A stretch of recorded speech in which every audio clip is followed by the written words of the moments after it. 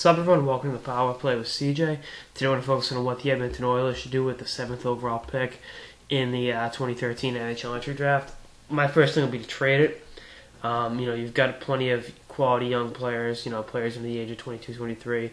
And Hall, Yakupov, Nugent Hopkins, Eberle, Schultz, all those guys are tremendously skilled, and, those are, your core nucleus. If you could move that pick with Eberle to Nashville for Shea Weber, that's something I consider. Something along those lines, a bold move that addresses a position of, of weakness. I mean, I know that they've got some good young defensemen like Schultz, but actually just Schultz.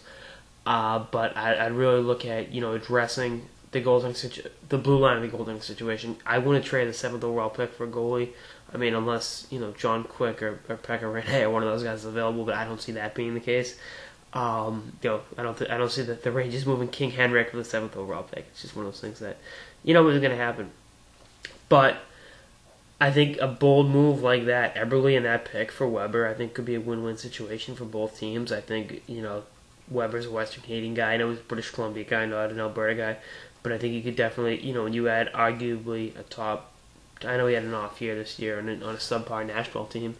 But, you add a guy like that to the mix, and then Eberle goes to Nashville, and I think becomes, one of the best scorers they've ever had in the history of their franchise. And then Nashville gets 2 top 10 picks to further their rebuilding process. That'd be something to consider. But right now, now let's go on the assumption Edmonton holds on to the pick. If you saw the last 6 pieces I did, I got Donnell Nurse off the board. He's the best defenseman, not named Seth Jones. Well, I got Elias Lindholm still on the board. I'd look at him to be a support player down the line, kind of like Jordan Staal with the Penguins before they traded him, where you had Malkin, you had Crosby, you had the studs, and then you had Jordan Staal, taking care of the intangibles. I think Lindholm would slot as a great second line center behind Nugent Hopkins. That's something to think about.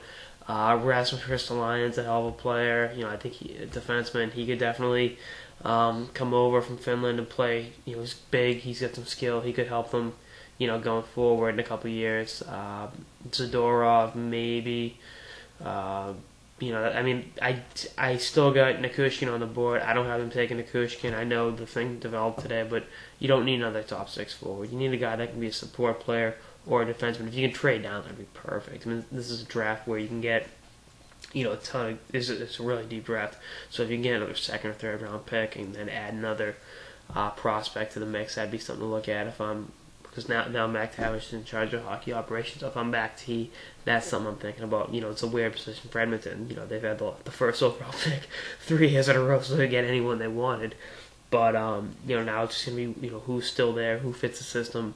Will we trade guys in the core nucleus? And I think they will. I think Eberle or Hall could definitely get moved. If even Yakupov. I mean, I want to trade the Nuge because he's a center. They got plenty of wings. But, you never know. Maybe Hall moves over to center and you trade Nugent Hopkins. I just think they need to address the goaltending situation. They got to get better defensively. And we'll see how that happens. But it's going to be this is a pretty intriguing pick. This could be a pick that gets traded for.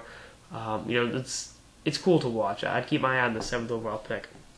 Anyway, that's on this episode of Power Play with CJ on what the Edmonton Oilers should do with the 7th overall pick in this June's NHL entry draft. Stay tuned for episodes throughout the season and beyond. Later, guys.